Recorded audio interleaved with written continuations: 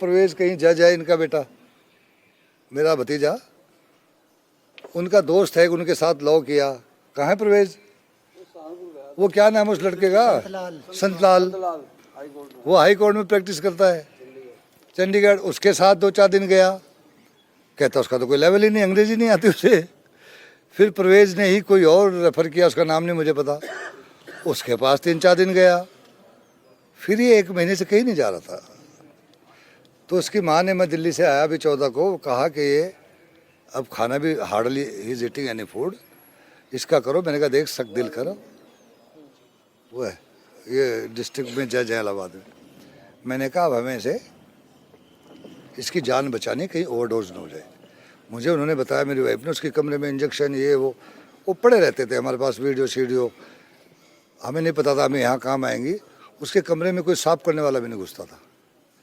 नौबत ये थी, आज मैं शर्म आ रही मुझे बताते हुए, बहुत बड़ा घर है मेरा, लेकिन उसकी वायलेंस को देख के मेरा पोता जो है ना डिप्रेशन में चला गया था, जो उसकी मदर के साथ होती थी।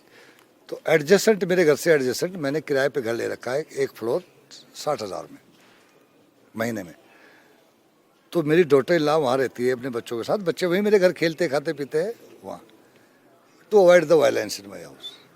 अब क्या बताऊँ, ये घर की जो है ना, बच्चा मेरा बीमार था। तो ये 15 को, 14 को हम दिल्ली से आए, 15 को ये कहती है आज सुबह से उठा नहीं। मैंने कहा नहीं बात नहीं है, तो सारी उम्र रात को खाता पीता फिरता किचन में, सुबह बर्तन मिलते हैं कट्टे हुए, दिन में तो सोता ही है। कहते नहीं इस टाइम उठ जाता है। मैंने खुलवा दरवाज़ा, जाके इसने कहा, वो बोलता नहीं था।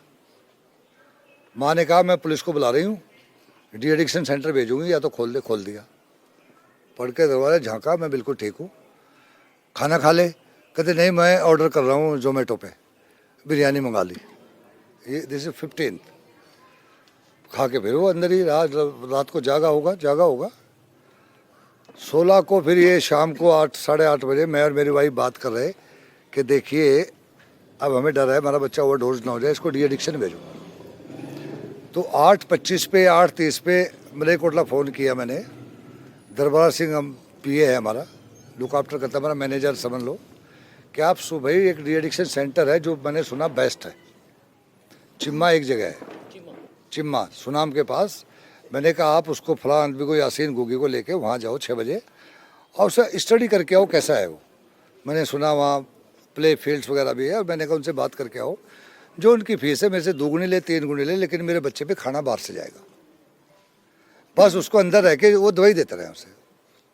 ये बात करके वहाँ से निकले, मेरी बेटी आ गई उठ के। मैंने कहा हमने फैसला कर लिया, हर हम कल उसे भेजेंगे और हम साथ चलेंगे छोड़ने, पहले हमें रिपोर्ट मिल जाएगा। तो ये कहती उसकी माँ के उसे उठा तो लूँ। मैंने कहा उठा लो, खाना खिला दो।